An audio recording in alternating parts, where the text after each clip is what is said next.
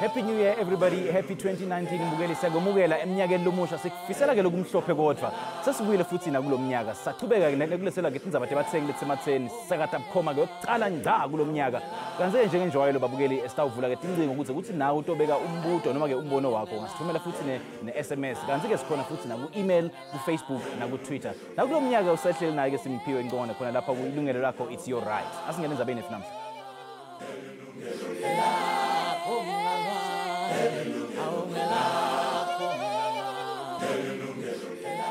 Banyenti ke bafunzi lababekela ithemba labo ku NSFAS kulo mnyaka kepha ke banenge futhi labatibuta baphindze batiphendvule ngelukusasa layo ke le NSFAS njengoba ke eminyakeni engcile beyingunza bamlonyeni ngekungabhadali bafunze ngesikhathi kanye ke nekungabuketi ticelo tebafunzi ngendlela ligculisekako. Ingabe ke kulo mnyaka kutawukhala nyonini? Asesive nakumbiko. Imphumela yamatikletsheni kulo mnyaka iyancomeka ngoba ikhombisa kwenyuka kwelizinga letemfundvo lapha eNingizimu Afrika.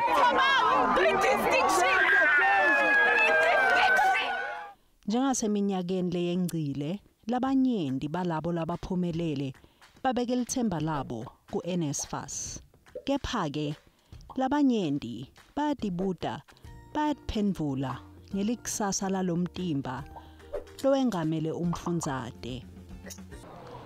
Enyangeni yengci kulo mnyaka lophelile bafunze esikhungweni semfundo lephakeme yaseVenda bevakalisa kungeneliseki ngekusebenta kwalomtimba. Most of our students up until today, they even received their allowances, book allowances, food allowances, transport allowances, and off-camp allowances, of which it makes it difficult for our students to study. Boyikubo Sakachane wasemabuluka esifundeni sase Northwest ongilomunye wabafunzi kulo lonke lakuleli lothi bekwesinza kwehlela nga NSFAS kulo mnyaka lophelile. Uthi kwatha kahlanye nakeva ukuthi sicelo sakhe sekufundza eVert University semukelekile. Noma ke bekati ukuthi make wakhe lo sebenza emakhishini angeka kwati kumelana nemali kumfundzisa wabeka lithemba lakhe kumondli wetinsanzane iNSFAS phela. Nango-ke athatha imigodlagodla yakhe angenela indlela aya eVert University eBramfontein eJozi nakuvulwa tikolwa kulo mnyaka lophelile. I was expecting a very smooth process, a very straightforward things. I was expecting to go to varsity, get accommodation, get the allowance, cards for books. So I didn't get a lot of the things I expected. Noma bese kuphele cishe inyanga letimbili afake isicelo ku NSFAS bekasalindzele imphendvulo. Ngenhlanhla iVert University yamniketa imadlana leyamsita ukuthi abhalise. Kepha ke njengoba bengangakayitfoli imphendvulo ku NSFAS akakwatanga ukuthi ahlale emagumbini lahlala abafunzi euniversity. Kwathingeka ukuthi atfunele indzawo yekuhlala engcenye. Kepha ke ngoba indzawo yekuhlala eBramfontein beyidulile wangcono tokuyohlala eSoweto lapho bekushipha khona. It was very far. I had to take a Rea Vaya bus which took approximately an hour from Soweto to Bramfontein because it stops along the way. And the money for the Rea Vaya bus was also coming out of my own pocket. And I also had to pay the rent myself. So it was very strenuous. Emva kwetinyanga letisihlanu afunza, iNSFAS yase yaphendvula. Wase uyohlala euniversity. iNSFAS yambhadalela indzawo yekuhlala, yaphendza yamnikata nemali yekuthenga tincwadzi, kudla, kanye naletinye tidzingo. Noma kwalunga ekugcineni, Boyikubo usakhathatekile. Has your tuition been settled for 2018? As of now, no. It still says waiting for registration, and then it will move on to the next step, which is signing the bursary agreement, and then payments. Banyendi ke bafundzi labakwati kuphotfula tifundvo tabo ngekusitwa nguye NSFAS. Kepha ke labo labasathembele kuye bayatibuta, bayatiphendvula kuthi likusasa libaphatheleni. Zindledlamini Mugabe, Yilungelo Lakho. Asibonge kuzinhledlamini Mugabe ngekusi sihlanganisela ke lo mbuke. Khuluma kabanti ke ngetindzaba letiphathelene ke ne-NSFAS kanye ke nelikusasa lebafundzi asimukele Guguzwane yena ke uvela eVets SRC. Akahambi yedwa ke uhamba nentokazi ke uKenewe Setayi also from eVets SRC. Kanzi ke on the line we also have Tsepo Khanye lomele ke NSFAS besimemile ke ne-South African Students Congress kepha ke abakwati kuba nathi. Botsa sewethu sanimukele hlelweni sanibonani. Yebo.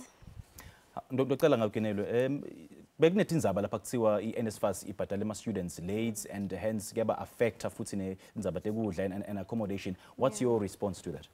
It's very true. I think in NSFAS for all students vele nje there's a problem with outstanding debt. Ukuthi NSFAS ayikhokhile, it's either ayikhokhe half noma ayikhokhile the full amount. So at this point uma ingakhokhanga it means that students can't register njengamanje because they have outstanding debt. So the only solution was we asked the financial aid office here to say, please allow them to sign acknowledgement of debt. And that's the Department of Higher Education actually acknowledging the debt to pay it on their behalf. Okay. So we are still waiting.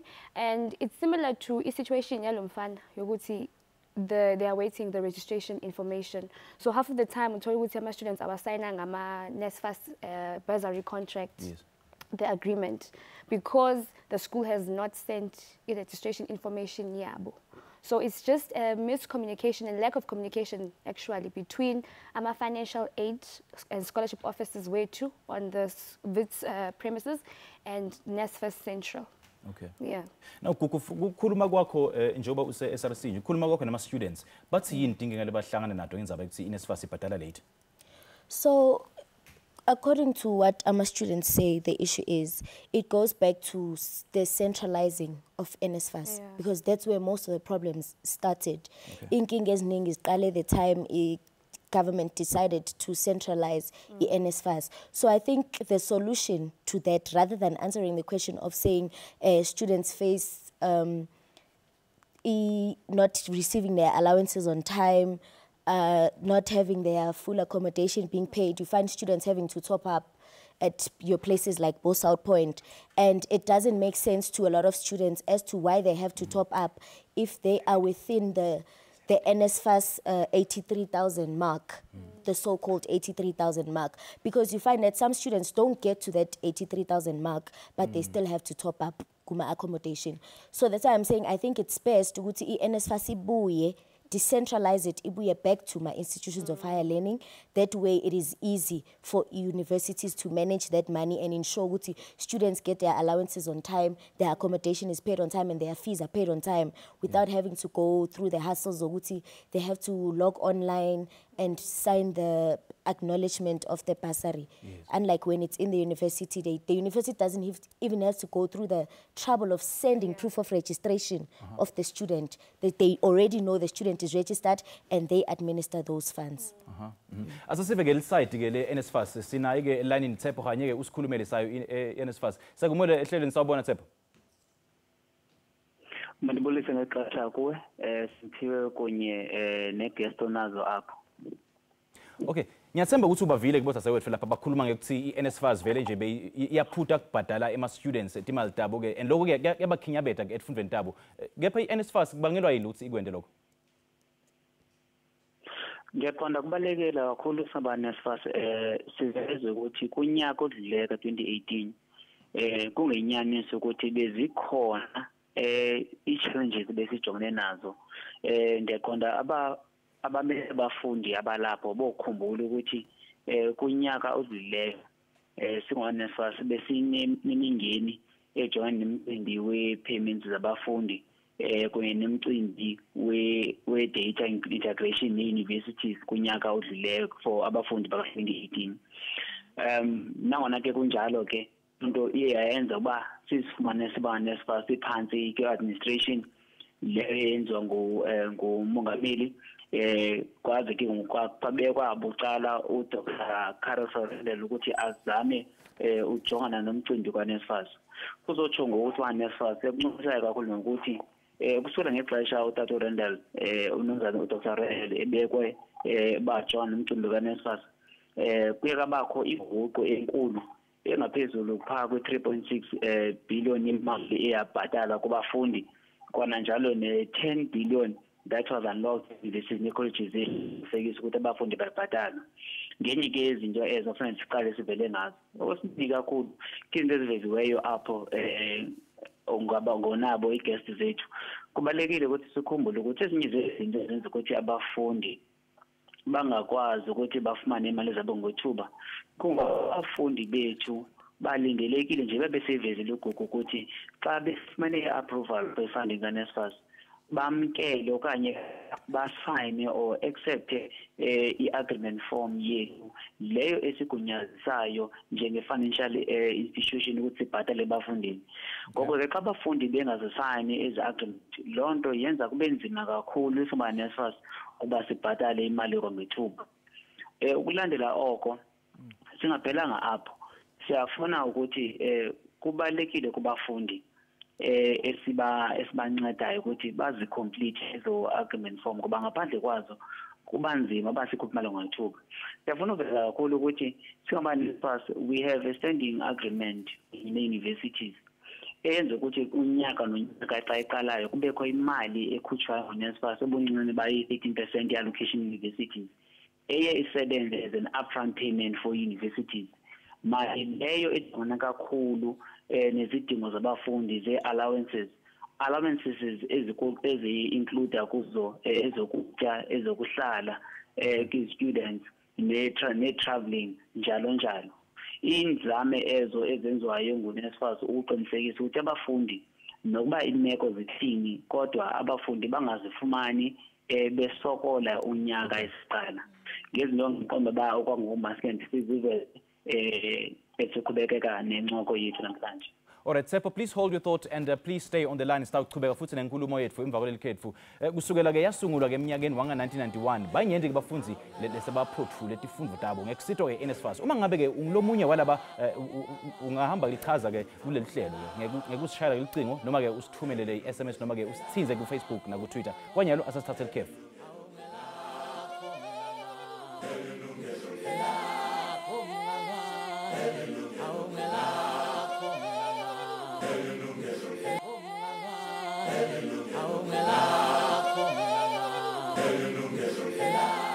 Asikomukela futhi mbukele ke sithuba ke embili futhi nenkulumo yethu ke ye-NSFAS.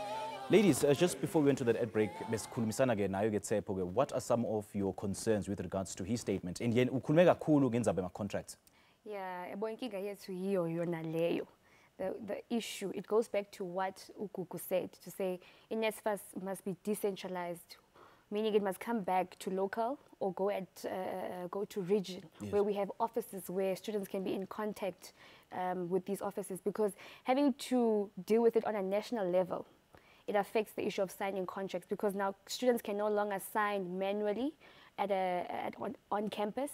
They have to wait for the NSFAS IT department who generates the contracts for them and give them one-time PIN via SMS to access the contract. So that is the issue. They are dealing with an administrative overload in NSFAS precisely, and we don't know if by processing that registration information of students, because then if they haven't, that's the reason why we are here today. That is the reason why our students are signing our contract, because abatolanga that one-time PIN from NSFAS. Yes. So the reason why, I know he spoke about a 10 billion funds were released. I was in a meeting with NSFAS just this week. Tiwa imali ipumile, but at some point because students' information from the university was not received by NSFAS. So and then that is when now the SRC comes in to find these students and to send their information to NSFAS to make them aware this is the amount of students who have been funded, provisionally funded by NSFAS, but no funds have been received. Okay. So it's an administrative issue, actually, from the university and from NSFAS. Okay, good. What's your response to that? So my response to that, like Setai has said, I cannot emphasize this enough to say NSFAS needs to be decentralized. Because number one, as Setai touched base on the issue of one-time pins being sent to students. Some students, as a matter of fact, abakwazi ukuthi ba receive allowances wabo because they changed their cell phone numbers. So they can't now get access to their NSFAS account because their numbers have changed. So it's disheartening ukuthi Putepo even has I don't know if this is going to sound bad, but the audacity to admit that they have an administrative issue since last year, but till now nothing has been done about that. It is really a serious concern ukuthi bahlala kanjani ne issue for so long. Bayibona ukuthi it's causing problems for the poor black child, to be specific. Now, Tsepo, I hope you're still on the line. Ngiyatsemba ukuba vile ke bafunzi bakhala ngekuthi ke kunetinkinga te-administration on your side, and they're now calling for the decentralization of NSFAS countrywide to avoid lama backlog, to avoid and all the inefficiencies in processing some of the applications.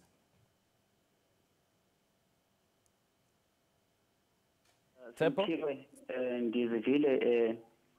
Simphiwe ndizivile ingcamango zabafundi onabo apho studio abazivezayo. Bangichaza nje ngabanzi ukuthi singaba NSFAS already osimeleyo uDr. Renda Karas balendlela apho kujongiswa khona indlela esebenza ngayo SABC scheme. Yenye mandate bezikiwe ibasiza siqhuba kanjani abafundi. Ngiyafuna uveza ukuthi already SABC scheme sesijonge ucimbi ukuthi abafundi imali zabo sifumane direct from uswalcaza NSFAS. Kwana njalo ke sizivile also ingcamango zabafundi malana kunye centralized system yethu in terms of abafundi apho bakwazi ukuthi basayine online. Masiveza ukuthi indlela yethu yosayina online yesibeke ngendlela elula kakhulu. Nokuthi naxa umfundi lowo etshintshe inombolo yakhe akwazi uku-unlock kwi-portal yethu, akwazi ukwenza ezo changes anithi uzenza, akwazi usayina agreement yakhe. Ngifuna uveza nje ukuthi in fact abafundi bethu abasebenzisa indlela le yethu yokusayina online sinabafundi abangaphezulu abanyeli 1.4 million abasebenzisa iportal yethu. Uninzi labo who are able to bangene kiloke bakwazi ukusayina agreement zabo. Ngoko ke kulethu icala iveze ukuthi ngenene abafundi bayakwazi ukusebenzisa le portal yabasebenza kanjalo. Kodwa nangona kunjalo ayikho into singava elinye icala livezezwe ngabafundi. Njengoba uNSFAS ngexesha ye-under i-administration nje komba ezinye izinto ezizojongana nazo, kodwa kubalulekile kakhulu bathi siqiniseke into ukuthi singaba NSFAS with i-student centered model yethu indlela yokuthi sisondele ngakumbi kubafundi. Ukukhumbuza nje uba kwiminyaka edlulileyo isima NSFAS kindlela besisebenzisa ngaphambili yathe yaziswa review kwiminyaka edlulile kaze kabakho i-recommendations ebezisuka phofu kubafundi kunye ne-universities i-stakeholders within the higher education apho kabonakala kubalulekile kakhulu basekoka NSFAS direct relationship nabafundi bethu in a way eyenza ukuba sibe centralized. Ndlela leyo ke ngoku singaba NSFAS ezamusebenza yona ukuthi egqibeleni abafundi imali zabo basifumane direct kungekho ndlela apho ziziswa through i-universities. Sesiqalile singaba NSFAS jonga ukufika kulo nyaka abafundi imali zabo bazifumane ziziswa ngqo. But Tsepo siyathi lokuthi every year inombolo enrollment ema students iyanyuka, so you can't be having these administrative challenges every single year. Yeah.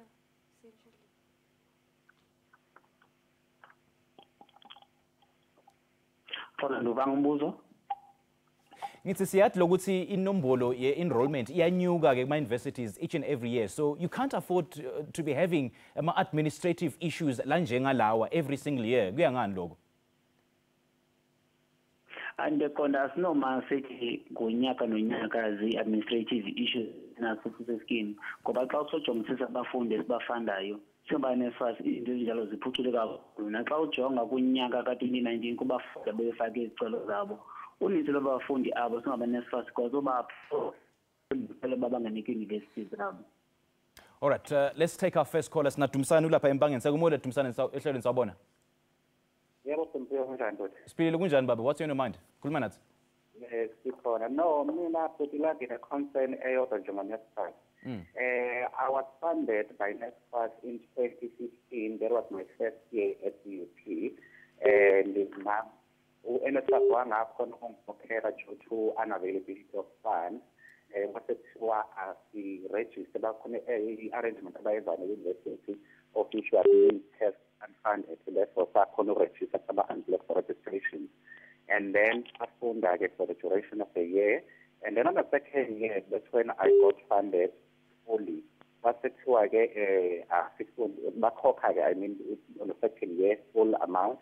Bakhokha for the third year, which was my last year last.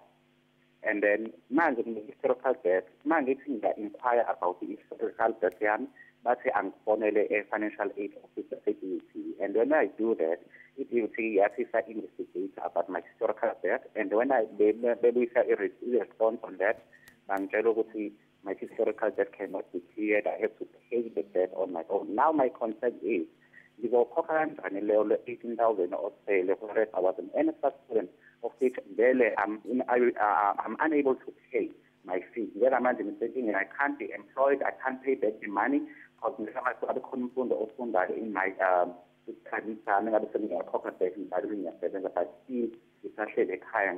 historical debt which can't be cleared, and now so I don't know what to do.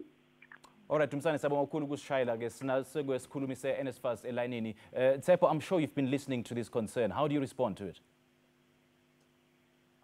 Ngivile mhlekazi ngelisho ndikhona ngokwandive kahle kanti mamele ngandive umcimbi ukuthi umfundi uveza umcimbi ukuthi woke waqhamla ngenkasomali kaNSFAS iminyaka edluleyo kodwa wazifumaniseka apho kukho imali apho ezishekela emva asasityalayo ndive kahle umbuzo wakhe. All right. Okay, siyabonga kakhulu, sicela uchubeke futhi uhlale elayinini, sitawuphinda sichubeke nawe ke emva kwaleli khefu. Njengemfundzi ke lothembele ku NSFAS, yini wena lofuna ukuthi NSFAS akwendele kuona? Ungasishayela licingo noma kusibhalele ku SMS, Facebook na ku Twitter. Siyabuya khona nyalo sakhefini.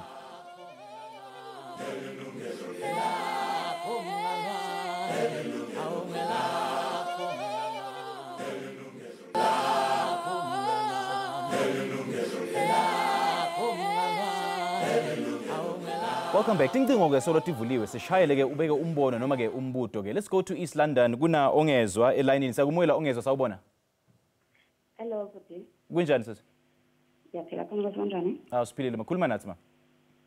Okay. I have a question for Uputsepo. In 2016 I was funded by NSFAS. I was studying at Wusu. And in 2017 I had a bursary, but NSFAS also funded me for 2017 without me having signed the agreement.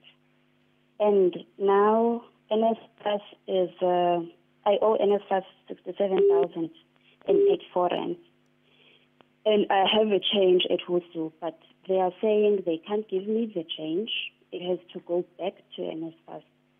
And I've accepted that, but I can see that NSFAS they haven't given the money back to NSFAS. So I have a question whether are they not allowed to give me the money and I can pay it myself to NSFAS. All right, Ongezwa sabonga kakhulu kusishayela. Tsepo is back to you on the line. Nyathemba ukuthi ubavile ke. They're basically talking about historical debt. How would you address them? Sithiwe ngiyaxolisa kuqala manje siziva kahle imibuzo evelayo ngiyaqonda it might be ingxakana ne-line kodwa kumbuzo wangaphambili koko ndikwazi ukuva ngokuthi umfundi bekhala ngokuthi bekade sinye unkasomali kuNSFAS iminyaka edluleyo kwaze kwathi kabakho imali apho yena eshekela emva kuzo ingaba uNSFAS yakwazi ukunceda na beqonda iminyaka edluleyo singabaNSFAS besivulile ithuba lokuthi abafundi imali abazityalayo e-universities bakwazi ukufumana uncedo lokuba bakhavarishe i-historical debt zakhona ezizathi zavalwa kusukela ku-2013 to 2015 okwangoku ayikabikho icango elivuleyo kwenzeka loo nto ngoko ke abafundi abanjalo bofana ukuthi bathethe benengxoxiswano kune-university zabo uba bafumane uncedo kuzo. Kona njalo kumfundi ebesandu salela ngoku ongezwe East London bandimve kahle umbuzo wakhe uzisa into yokuthi ubefumene inkxasomali ku-NSFAS kwathi ngo-2017 wanengxaki yoba angasayini i-agreement form yakhe ngoko imali etyalayo nayo isimsiva kahle njengoba bechazile ngaphambili kubalulekile kakhulu ukuthi kubafundi sibanike inkxasomali bayakwazi ukuthi basayine i-agreement as a financial institution kubalulekile uba koko kwenzeke ayenzekanga loo nto kuba nzima ukuthi uNSFAS sikwazi ukuthi sikhulule ifunds kumfundi ngoba asibinabo ubungqina obuchaza uba lo mfundi ukhona ubungqina ke bele agreement ekhoyo so that nathi as a financial scheme xa sinide ukuthi sifake ingxelo sibe nengxelo ebonakalayo epheleleyo evezayo ukuthi nanku umfundi imali yekuye. Okay, then kunenzaba ke ye-free higher education Tshepo lokho kuyithinze kanjani i-NSFAS? Free education indima edlaleyo nokhumbula ukuthi ixesha edluleyo inkxasomali ka-NSFAS ibikade ithatha isimo se-funding ethatha isimo se-study loan. Inxalenye yemali leyo kuze kuthi xa umfundi sebenze kahle inxalenye yemali iguquleke ibhasari while enye ibe imali umfundi linde ukuthi ayibuyise okanye ayibhatale xa sefumene umsebenzi kube ngona afaka ubuyisa loo mali. Ngoko ke with i-free education yabhengezwa kunyaka odlulileyo yenze ukuthi ngoku abafundi inkxasomali abayifumanayo kuthe yonke ibe imali ethatha isimo se-full bursary to cover izifundo zomfundi for i-full cost. Ngaphezu koko iyanyuswa nomgomo wengeniso yabazali babafundi abafaka izicelo. Nokhumbula ukuthi kwiminyaka edlulileyo abafundi bebethi ukuze xa faka izicelo singabaNSFAS ijike kakhulu kubafundi abo umholo wabazali okuyi-122,000 per annum okanye ngaphansi kwe-122,000 per annum. With i-free education yenze ngoku kube lula ukuthi lo mgomo siwunyuse uyotsho ku-350,000 per annum kwabafundi sikwazi ukuthi sibaxhase. Zezinye zezinto ezileyo kakhulu siwuNSFAS basekwazi ukuthi sixhase abafundi abangaphezulu kunakuqala. Okay, siyabonga kakhulu Tshepo, and again, please stay on the line. Let's take Facebook messages now. All right, Yanga Gubo Utsi, last year I changed my number. Will this affect, well, application yake? Nosmilo Utsi, my status keeps saying accessing financial eligibility. How long must I wait? It's been a month now. I want to register. And Pingwana says, NSFAS has been funding me since 2017 and I've been passing well. And only last year I found out that I have an outstanding balance and I can't register. It's my third year this year. And do I have to quit because financially my family is struggling? Tshepo, did you get that? Does a student have to quit just because the family... Yeah. Kumfundi tshintshe inombolo yena kulula ngakwazi ukuthi angene website yethu inayo iportal ekwazi umnceda ukuthi atshintshe i-cellphone number yakhe. Kumfundi wesibini kuba ndikwazi ubona kahle kumbuzo wakhe we-funding ngicela ukuthi undivezele yena khona khani kwazi ubona kahle umbuzo lo wesibini wesithathu. All right, Tshepo, please stay on the line. Now, ladies, in the historical debt in particular, I think now lingaba involved. Yes. Do you think it's lenient towards my students? With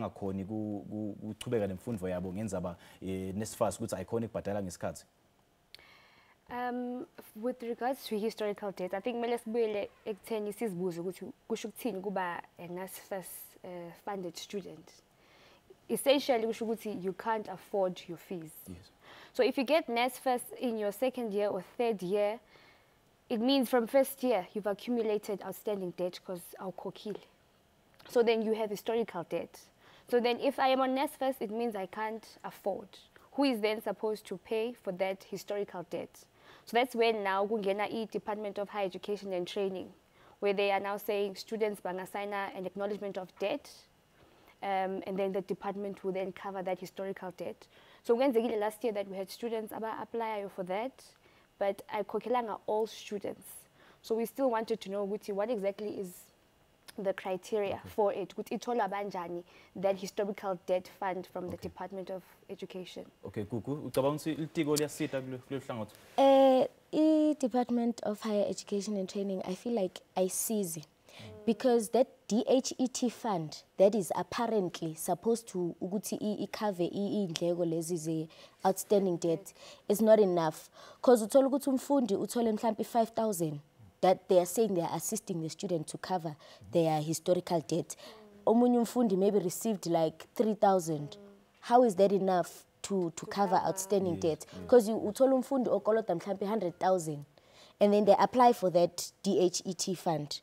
They call it gap funding, because I think it doesn't make sense in the sense that in 2017, when students applied for NSFAS, they were told after the pronunciation of free education, they were told, no, if you have applied and submitted all your documents, go to the university, waiver your registration fee. And then at a later stage, it happened to me. And then after registering at a later stage, I was told by NSFAS I'm not funded because I'm in the missing middle. Okay. So then why should there be a missing middle? Why couldn't they fix their process beforehand? Right now, because most students are having outstanding debts now. It's because of that issue. They were told to go register because they submitted all their documents. They will definitely be covered. And then later stage, they are told they are in the missing middle. Now they are stuck with tuition fees to pay. Okay, sitawukhuluma ngendaba missing middle after the break. Ingabe ke khona lufuna ukuphawula nge-NSFAS noma ufuna ukubuta umbuto ungashayela licingo noma kusibhalele ku-SMS noma kusibhalele ku-Facebook na ku-Twitter. Asihlangane futhi emva kweli khefu. Siyabuya khona nyalo.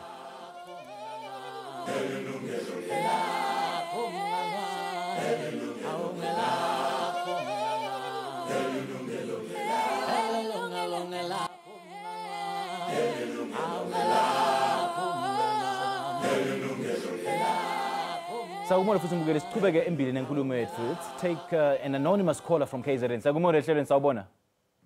Yebo sawubona futhi njani? Siyaphila kunjani ma? Philile. Siphilile khuluma nathi ma. Nombuzo. Yebo ngisacela ukubuza ubuthepiso ukuthi kuyenzekala kanjani ukuthi i-status sakho sishintshe kabili. Ngifonile on Friday. Ngifuna find out about my status then bathi se-rejectiwe due ukuthi ngi-earn more than 350,000. But a lady who was helping me uthe uzongisendela i-email ukuthi ku-reinvestigate.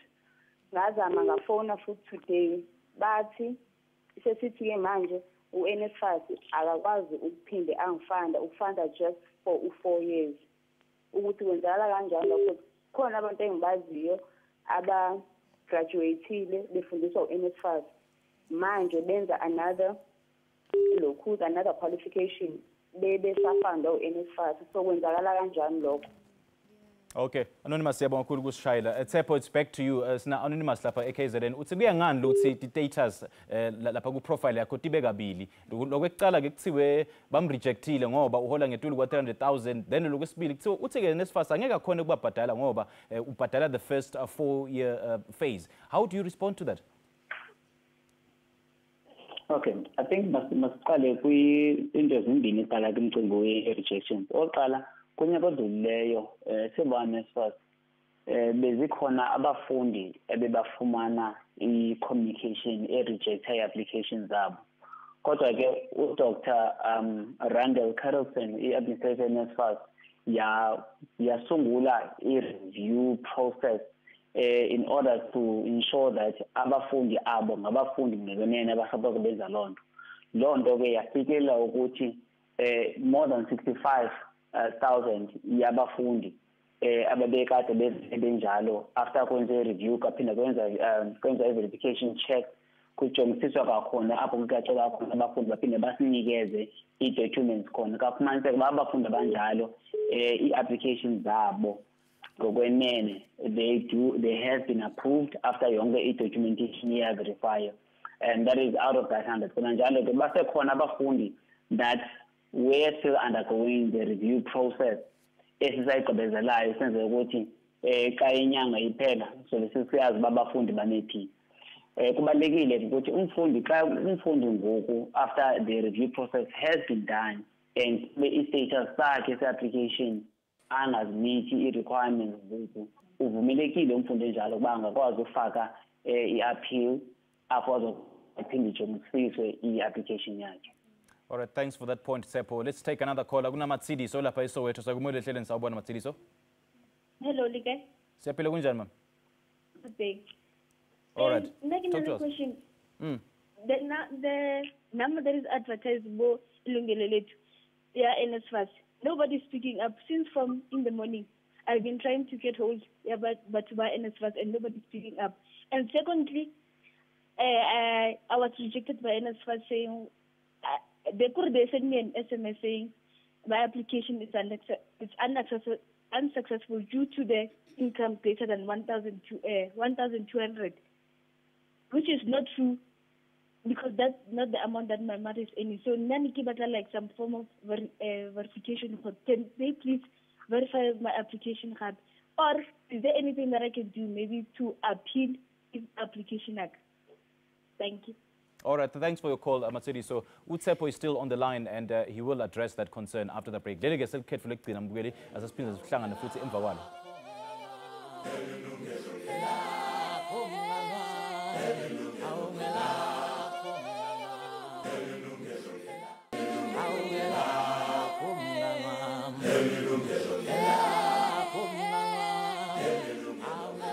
Lapanyendike bakhathatekile ngelukusasa le-NSFAS. What really does the future hold for the scheme? Let's now go back to NSFAS spokesperson Tsepo Khanye. He's on the line. Tsepo siyakumukela futhi siyabonga ukuhlanganyela kanye nasi. We had Matsidiso lapha eSoweto ke. Yena ke I think indzaba yakhe singayicategorize under the missing middle. How has NSFAS been dealing with the missing middle issue for the past few years? Maqale sivele simphiwe ukuba sikhumbuze abafundi ukuthi in terms of yethu mandate esinikiweyo kunceda abafundi from poor and middle class families and with a specific household income esibekelweyo umgomo kunje babe ngichaze ukuthi free education esinikiweyo mandate yethu yabekwa yacaca ukuthi sinceda abafundi abake household income ezikwi-350,000 per annum nangaphansi. Abo ngabafundi abesinike mandate ukuthi sikwazi ukuthi sincede bona kwezezimali. Ngiyaqonda umbuzo lowo ubaluleke kakhulu ba ubhekiswe basemagunyeni abangakwazi ukuphendula ngokupheleleyo. All right, siyabonga kusiphendula lapho ke Tsepo. Let's now take a look at some of the Facebook messages that have been coming through this hour. Mampo says, hi, I've applied for NSFAS in 2005 at UNISA Polokwane. I didn't receive study material. So last year on the 4th of November, they did send an SMS that I have to pay the outstanding balance of 4,200 Rand. Lindogutle Utsi, it was a bit better this year. Their operation wasn't that difficult when applying, and all the processes we're looking forward to get funded. This is Lindo from NN. And Andile Utsi, I'm at the Tswana University of Technology. I'm funded by NSFAS, but I still have outstanding fees. I have to get my results by Tuesday. All right, let's take our last caller. Snazanele ulapha eMpumalanga. Sakumele hleleni sawubona? Yebo sawubona. Kunjani mama? Yaphila uZanele Duma lokhuluma ngisejostele eMpumalanga eHammersdale. Siyabonga kakhulu ukusishayela. Khuluma nasi maka. What's on your mind? Yebo ngithi mina umntwana wami ke u-apply ku-NSFAS last year. Kwase kuthiwa efunda eUNISA. Manje bamnika i-voucher 2,500 kade ekhokhe u-2,000 deposit. Bathembisa ukuthi lo 2,000 deposit uzobuya back. Kodwa kuze kube manje abakaze basibisele futhi lo 2,500 awuzange umenzele lutho ngoba akakwazanga ngisho ukuthola ngisho i-laptop ekubeni uyathravela aye esikoleni ayofunda ngoba akanayo i-laptop.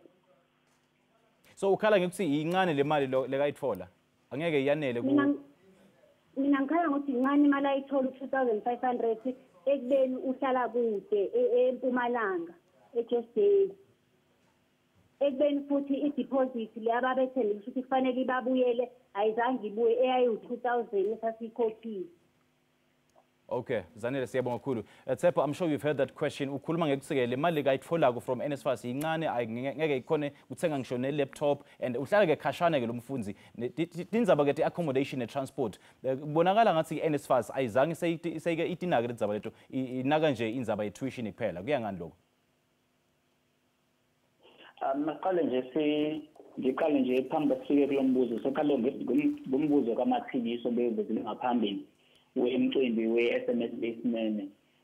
Oqala sinokhumbuza ukuthi ngabaka-NSFAS sikhuphe isibhengezo bese sikhuphile lapho sochaza ukuthi ngabaka-NSFAS asizophinde sisebenzise indlela ye-SMS uku-communicate nabafundi, kodwa sikhuthaza abafundi ukuthi baloge kwi-NSFAS portal in order for them bakwazi ukuthi view i-outcomes ye-applications zabo. Siyafuna ukukhuthaza uMathibiso ukuthi acontact i-NSFAS portal azokwazi ukufumana i-outcomes ye-application yakhe, azokwazi uncedakala. Okwesibili uza kumcimbi kaZanele ukuthi singa-NSFAS i-funding yethu ingaba asi-coverage only tuition. Singa-NSFAS i-funding yethu icaceca ukuthi si-coverage okokuqala i-tuition kwananjalo ne-allowances. I-allowances zethu sikwazi unceda ukuze abafundi who qualify for these allowances ngabafundi abo ngabafundi i-allowances zethu ezi-include kuzo i-accommodation, ezi-include kuzo i-traveling, ezi-include kuzo incwadi, and those are amongst others. Ngaphezu koko singaba-NSFAS kulo nyaka esikuye we have introduced a-allowance ebekelwe bucala to look after i-personal needs zomfundi. Allowance leyo izoba about 275 rand ngenyanga kubafundi in order to bring dignity kubafundi bethu ababaku-university bangabi nayo i-amount yocoverage i-toiletries ne-necessities zabo. We've included that allowance as well, and this is an additional allowance on top of ezinye ze-allowances esikhanganyile esinceda ngazo abafundi. Ngoko i-information ke ye-allowances university iye ijongisiswe according to umfundi kwindawo ahlala kuyo, ki-institution afunda kunye ne-course ayenzayo. Zozo zezinye izinto ezijongiswayo kumfundi oyakumitha na-requirements ze-allowance leyo. Okay, so in the interest of assuring students, nangabe badibana netinkinga letinjengaleti nje kumele batsinze bani baye kuphi apha emahhovisi enu and batfolakala kuphi etingcingweni? Abafundi abanemibuzo okanye bafuna i-information ethe vetshe mayelana no-NSFAS bavulekile ukuthi bangaloga into website yethu to get more information okanye bangasidwendela kwinombolo yethu engu-08 000 67327. Inombolo yethu simanika kuyo leyo, which is a toll-free number abafundi bakwazi ukuba basifane kuyo from kwi-network zabo. Okay.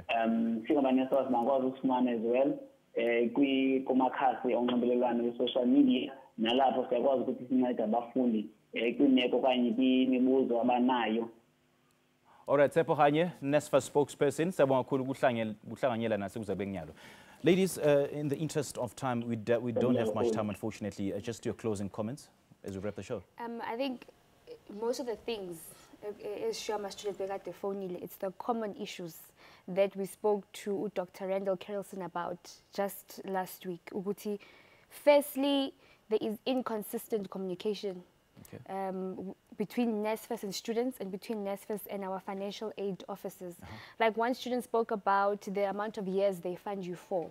We still need clarity. N+2 wabo usebenza kanjani. All right. Unfortunately, we don't have much time. Kuku, your closing comments just briefly. So my closing comment briefly is just to say that we as the poor black children in higher institutions of learning, we feel that free education is still a dream to us because we still haven't accessed it yet. So we urge nicely to the government to say, please make the issue of free education clear to us as to what it is and how it works.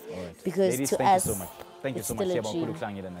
So ke longaphele kuyashona nasi sifika kanjalo ke emaphethelweni ehlelweni namhla sibonga kakhulu nedvakashi lethu ngekusipha lwadi lolubandi loluhlelo kolitawuphindwa nga-11 ebusuku ngalesine khona la ku-SABC 1 kanti ke mbukela uma ngabe khona ke sihloko lofuna sisidzingidze lapha ehlelweni ungasithumela i-email ku-consumer@sabc.co.za asiphinde sihlangane futhi ngamsombuluko nga-12 emini khona la ku-SABC 1 Mzansi for sure. For me, Simphiwe Ngongwane and the rest of the team, have a blessed week. Cheers.